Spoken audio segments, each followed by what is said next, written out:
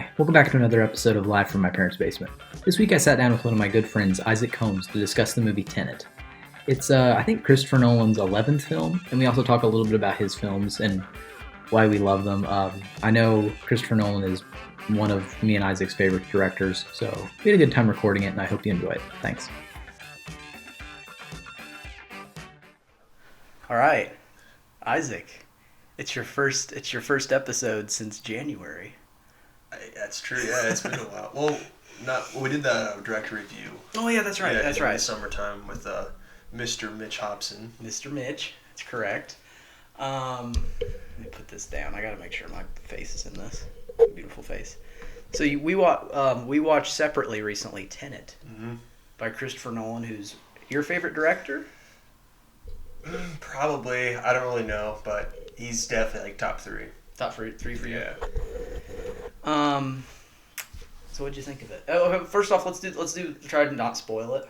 Yeah, it's fair. First, okay. Yeah. So, what in a nutshell? What is this? Pretty much, it's Christopher Nolan's take on Bond, and I think he was on acid writing the script.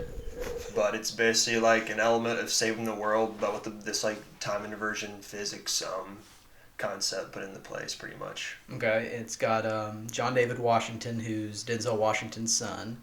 He was actually a football player, and it's very evident in this movie because he runs like an athlete. Yeah. Robert Pattinson, Batman and Twilight Zone, and The Lighthouse. Kenneth Branagh? I don't know how to say his name. He's the Russian bad guy in it. He's in a ton of stuff. Does a lot of Shakespeare movies. What was the other?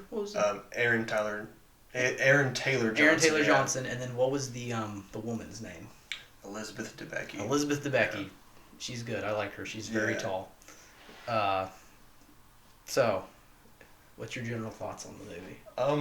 I thought it was pretty good, but I think it's like Interstellar in the way that like I think it's his most divisive film that he's made, just because like it's so ambitious and like at the same time he's trying to do so much in one movie. I feel like you could probably make like 3 or 4 movies just about this entire story, but there's also problems with it too. I think we talked about how like the sound mixing was honestly crap. Like you couldn't hear what they were saying, and when they had the masks on, you couldn't hear what they were saying at all. Sound mixing was terrible. Yeah. And that, for people listening to this don't know, that's it's like background noise, music, and then like the dialogue, people speaking.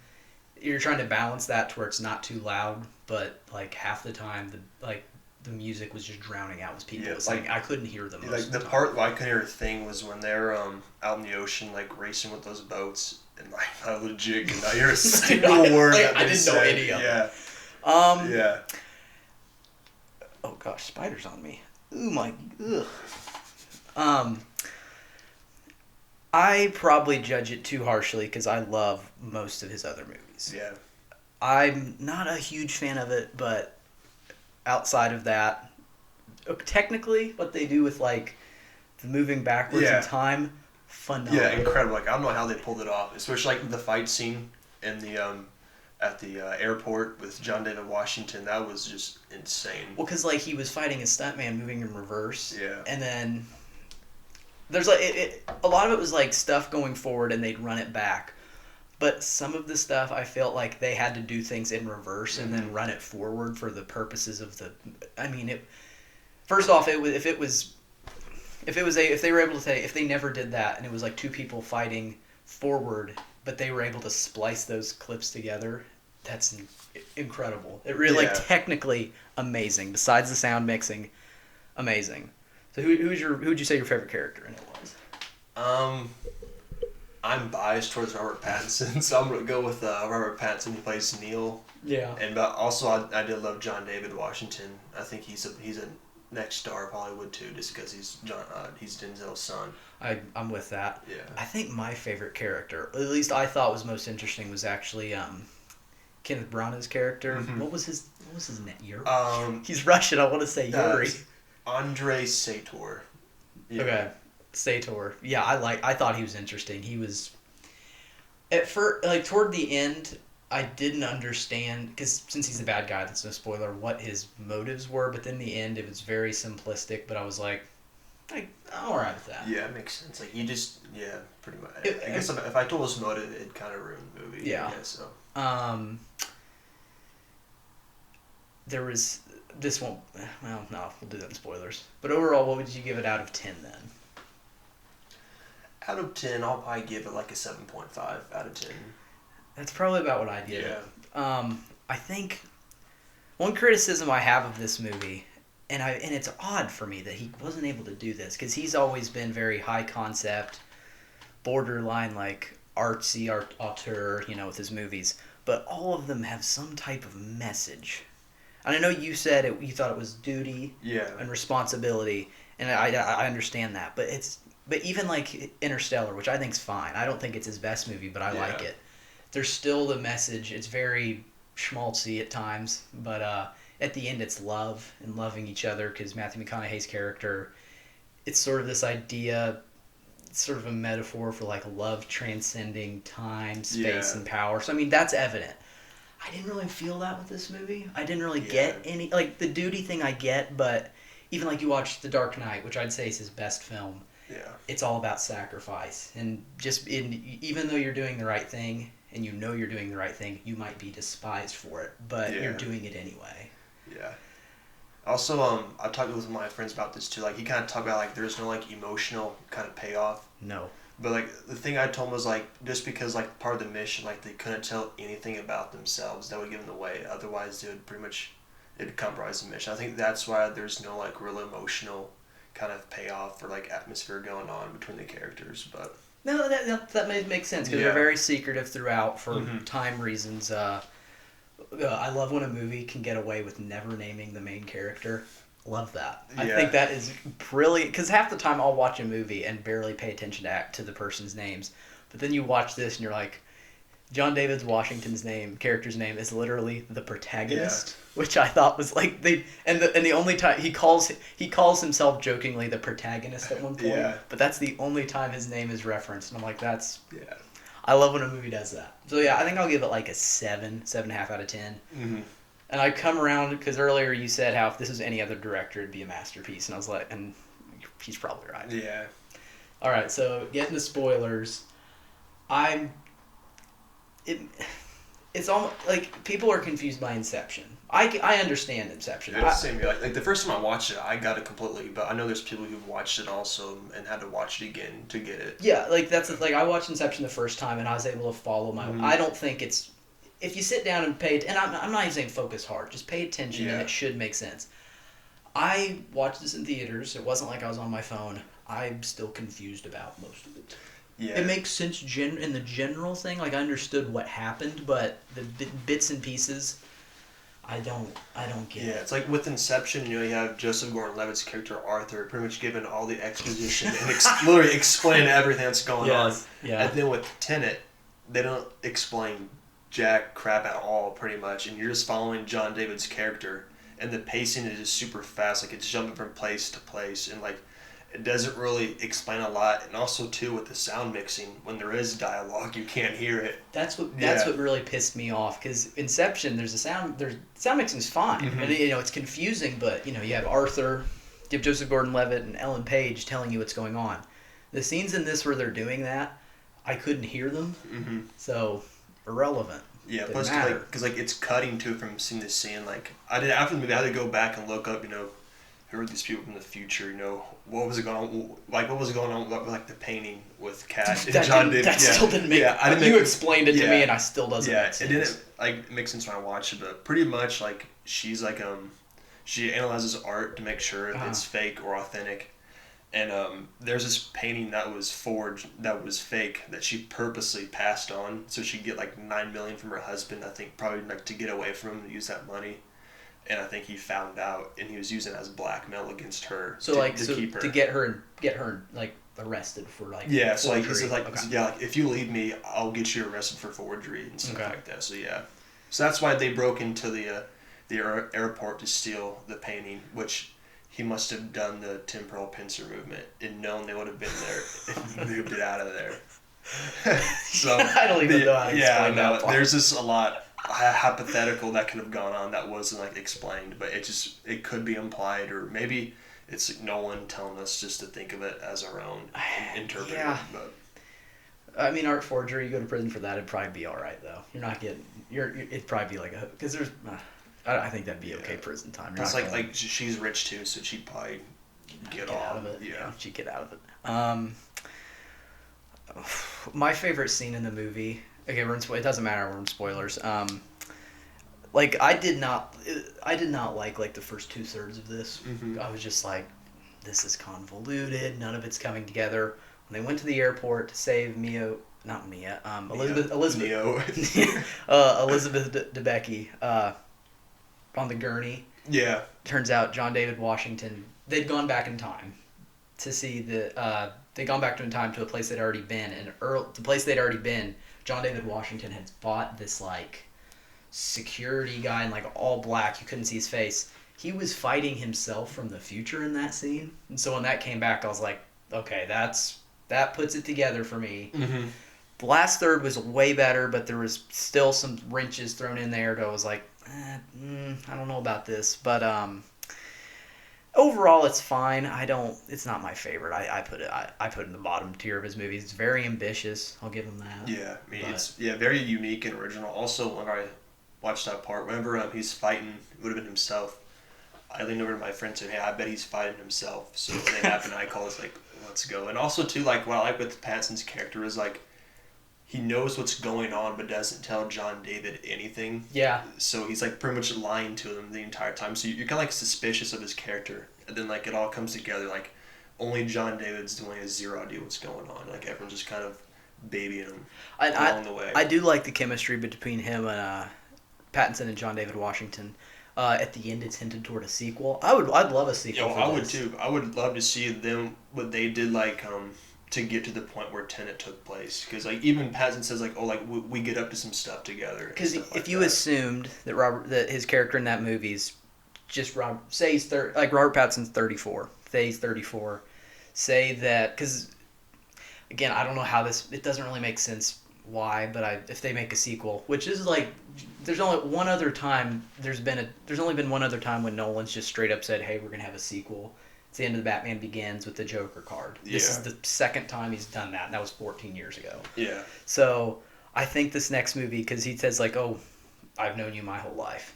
This is the time when you've come. This is like I know who you are." Yeah. And he didn't tell him that the whole movie.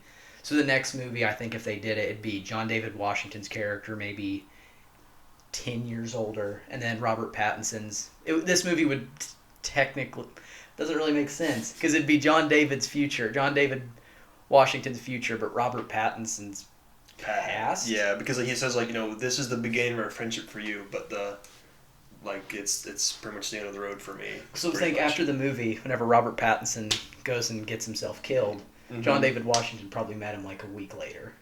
Probably, yeah. And there's also a fan theory that Pattinson is Kat's son, Max. Yeah. But the only flaw in this was like he would have to invert for like 10 years to get back.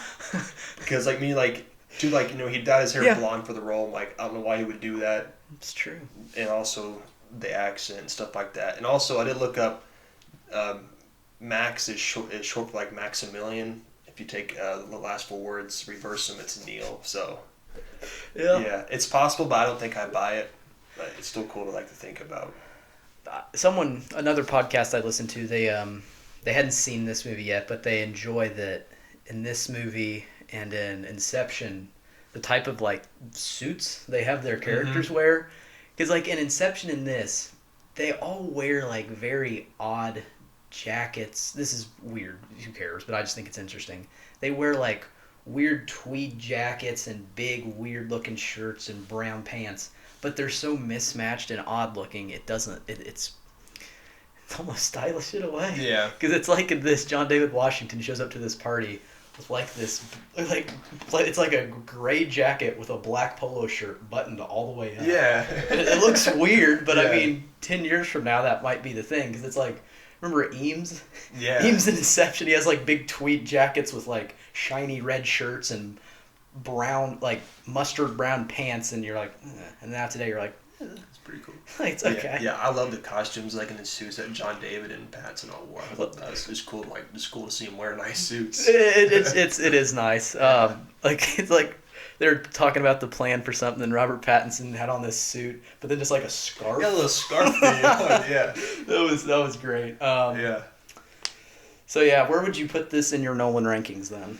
So he has 11 movies. I've seen 10. I have not seen Following, but I think I put it at number 5. So like mid pack of his movies probably. But again, his movies are so freaking good. Number 5 still isn't bad at all. Like it's. I mean, it's probably the best movie that's came out this year since no other movies have came out this year. Yeah. For me, it's in the bottom half, but again, it's better than most movies. So I can't. It's not. He just has made a lot of good movies. Yeah, exactly. Like I think Dark Knight's one. I love Batman, but there's a whole host of other reasons why that movie's excellent. Yeah. Acting, script, everything. I think The Prestige is better than Inception. That's a take I don't agree with, but I understand it. Yeah. Yeah. There's that, and then I think I probably have Inception at 3. Mm-hmm. But. And you know, I have Dunkirk above Tenet. I'm not a big war movie person, but I think Dunkirk works better than Tenet does. So that's why I have it higher. That's true, yeah. Mm. Let's see how much time we've got so far. All right, we can go a little bit longer. What else is there to talk about with this movie? What about stunts? What was because they have all this time stuff. What was like the coolest stunt you saw? I think probably 2 things, maybe 3, but they're just like with the inversion stuff. Like also when they crash a legit 747 Boeing plane. That was neat. Because Nolan said, yeah, this is cheaper than doing CGI. And then also the car chase scene where like the car flips back into like that was neat. Yeah, that was neat. Yeah, I don't know. And also too. And the big war epic moment when like they blow up that building and it's also inverted at the same time. Like I don't know how they pulled that off. See, that was cool. I was gonna say that. Like looking back, it was. I don't know if the stunt itself was okay, but just the idea of it was neat. Yeah. Because I think I know what you're talking about. There was a part where a building it was originally blown up at the bottom, but since they were traveling back. As soon as the other the blown up building formed, they shot a missile at the top, so it exploded. Yeah. So the next time so when it goes the other way, it's going to be the opposite. So the top part will be forming and the bottom will be blowing up. It showed like both timelines what was going on. Like, it was neat. The top explodes and the bottom explodes. Yeah, that part was really cool. Yeah. The part where the blonde woman was explaining to John David Washington how it works, I was stupid and sort of zoned out for a second. I understood it for the most part, but. I sort of liked how her character just sort of seemed disinterested by it. Like she'd been studying it for years, so she's like, no, whatever, who cares? Yeah. But I thought that was nice. And they sort of hung a lantern on it, which was like, she said, like, don't worry about how it works. Yeah, it's like, much. Don't understand, just feel it out. They're like, don't worry about it. And you know, that's like a psychological trick for movies to where it's like, oh, just don't worry about it. Like this is stupid, but just, it's okay. Yeah. Because the audience immediately goes, okay, they're just on board. Yeah, because that's like because like an idea like an inversion is just too complicated anyway. Then like Nolan's pretty much telling us like, yeah, don't invest too much time on understanding like inversion. But I think they had. I think I heard this on a podcast too because I don't want to make it seem like I just found this on my own, but I guess for Interstellar they brought in a physicist to make sure the black holes and the stuff was scientifically accurate, which I think's great because I think Interstellar it's just fascinating. I don't know much about space, but if it's scientifically accurate, that's pretty cool. But I guess they brought the same guy back because he knows a lot about physics. Cool, yeah. So they brought the same scientist back, or whatever. He's a genius. Came back and helped work on this to work out the physics of how some of this stuff would work. So I thought that was pretty interesting. Yeah. Also, too, I do give Nolan and Warner Bros. A lot of credit for releasing this movie during a pandemic. I think it's awesome. They're willing to put their movie on the line to give theaters a chance to make some money, so they don't go totally bankrupt. So I do give them a lot of respect for doing that. It's not doing too well at the box office. Yeah, I mean, I think it's made over $200 million combined. But that for like a Nolan movie and Warner Brothers, it's not doing well compared to what other movies have. If there was no pandemic, it'd be probably 700 million worldwide. For sure, yeah. It just stinks with the pandemic that movies in theaters. Like, it's no fault of the movie. I mean, I'm sure either way, even if we didn't like it or not, people were still going to see it. No It does. Christopher Nolan's one of the only directors working today to where he can make whatever he wants. He's never he almost did James Bond, and he probably was thinking, I'd rather make something I want to make. I don't want to be tied down by anything. Yeah. So, if like a studio give him $200 million to make an original movie, he cares about the craft. He doesn't care. Yeah. He doesn't care about the money. He was gonna he'd be damned if he wasn't gonna let this movie be released. So I think he didn't care. He wanted people to see. Whoever was gonna see it, that's who he wanted to see it, and whoever didn't matter to him. Yeah, but I think this movie will be playing in theaters probably to next year. Honestly, it'll be in there for a long time. It's like the only movie that's out. I mean, in theaters. The only two movies I can remember being out this year was Onward, which I saw with my little brother. Not very good. Just a very run-of-the-mill Disney movie. And Bloodshot, which I haven't seen. Vin Diesel? Yeah. He's supposed to be I assume in the movie he's supposed to be about 32, even though he's 55 in real life. So. Dude, the best is when there's teen rom-coms and the guys are 30 years old playing 18-year-olds. It's like you watch Spider-Man. It's like Tobey Maguire, Spider-Man 2. No, Spider-Man. It's like Flash Thompson is on steroids and massive, and then you look at me, and it's it's not even close. Not even close to what I looked like when I was 18 years old. Yeah. And I think Tobey Maguire got away with it for the first movie, and then the second and third, you're he's 36 playing a 22-year-old. And I forget Spider-Man 2 when he's being carried in the train, and the guy goes, "Hey, he's just a kid."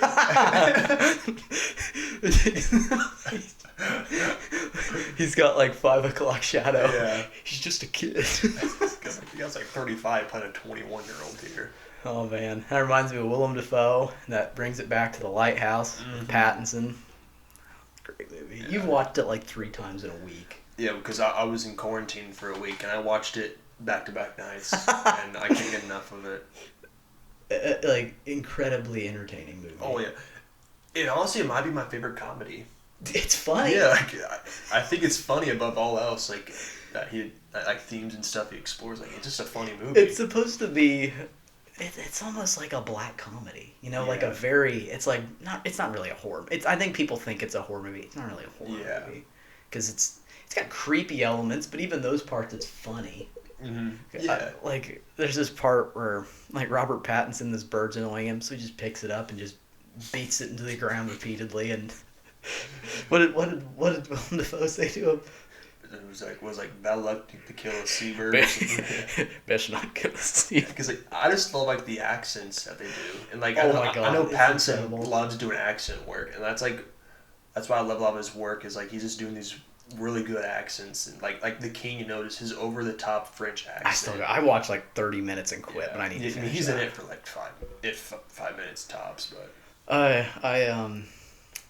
What was I gonna say? Well, if he keeps it up doing accents, he can lose it. Because Gary Oldman and Benicio del Toro. Yeah. Benicio del Toro, the actor. They both lost their original accents. See, what's ironic They've done so many different accents. Yeah. They've Gary Oldman has he talks and it doesn't sound like anything. I did read an article. I saw a headline for that. Millie Bobby Brown from Stranger Things says she's losing her British accent because she's been playing 11 in Stranger Things, so she's lost her British accent. I think that's fascinating because I think Benicio del Toro, he might have been born in America, but I think he is Puerto Rican, but it's early on he had a Spanish accent, it's gone. And Gary Oldman, he said when he has a British accent now, he's putting it on. It's not just natural, and even Christian Bale, whenever he would do press stuff for Batman Begins before no one knew what he was, he just kept the American accent. Which is awesome. Which is great. Yeah. Just gave the idea of this is Bruce Wayne, which is great. But he's Welsh, and it's that accent's it sounds English or British, but it's a lot more subtle. Yeah. It could pass for American almost. Yeah, pretty much. Well, is that it? You got anything else to say about Tenet? I hope they make a sequel, but I hope they do. I don't think Nolan will. He might, but hey, we'll see. It was pretty I don't know. It was a pretty good way to leave it for a sequel. Yeah. I think he really likes this concept. I think he will, and I hope he does. Like, Yeah, I'd love to see another. I think he'll learn from the feedback from this movie if he does make a sequel. It will do better for the sound mix and also, like, explaining plot points. I think the next one just needs to be, like... It needs to be more... Not as intense. I think it needs to be way more laid back. It just, like... He's never really done, like, just a straight-up all-on action movie. Like, there's been Inception, The Dark Knight and stuff, but it's still pretty just a drama, first and foremost. But I think he should just have at least one more movie of just Washington and Pattinson's characters and don't even have a meeting. Have it be 5 years in, they're good friends doing it, just having adventures. I think that'd be a great movie. Just make it more of just almost like a buddy cop film, you know? Yeah, pretty much, do Nolan's take on a buddy cop. Because if you look at Inception, it's a heist movie, but with different elements. Interstellar's a space movie, but different twists. He did comic book, why not? Yeah. I think that'd be really good, though. Like a buddy cop movie. Yeah. You know, because he could have some funny elements. I don't know. I mean, the funniest part of Tenet was when Pattinson says he has a master's in physics. I didn't even hear it. I don't know why that was funny, but it was. I didn't even hear it. But... Me and my friend both laughed in the theater when that happened. All right, well, we got Heat and Celtics to watch tonight. Let's go Heat. Let's go Jimmy Butler. And I did predict Heat in 4, and they're up 2-0 right now. And Jimmy Butler is possibly my favorite player in the NBA right now, which has happened in the past 2 or 3 weeks. So I'm on this bandwagon hard for the Heat. He's just a competitor, man. Yeah. He's just a stinking competitor. He's not leading, like in the playoffs, he's leading him in zero statistics, but everyone's like, oh, he's their best player. 34-year-old Dragic is averaging like 23 a game in the playoffs. He's always been a solid player, and he's always done well, but it's like all of a sudden someone said like, well, watching this video the other day, like, Goran Dragic's just trying to be, like, 2004 Steve Nash now. Like, he's just, for some reason, decided he's going to be the best point guard in the NBA all of a sudden. But I don't know. My cousin Kyle, he'd said this is the purest basketball he's seen in 20 years. These playoffs have just been amazing. Like, all of it. With the Nuggets always going Game 7, like multiple Game 7s in like the first couple rounds. Like it's been great basketball. It'd be badass if the Nuggets won the title, but every series they started down 3-1. They just have to win 3 games in a row every series. Like watching the game last night, I'm like, oh, Nuggets were like crap first game. No, what's new? So I went for them to get down 3-1, and then I'll start watching the series. Yeah, like. I watched most of it last night and then I quit because I was like, they're going to lose. Yeah, I was with some friends too, so I was barely paying attention to begin with. And they're now 20 in the fourth quarter. It was like 2 minutes into this, or a few minutes in the second quarter, Murray, Millsap, and Jokic all had 3 fouls. What are you doing at that point? I don't know. But yeah, we got to watch that. Oh wait, I think Adam's here. I hear someone above us. All right, well I think that's it. Let's go say hi to him. Alrighty. See you later.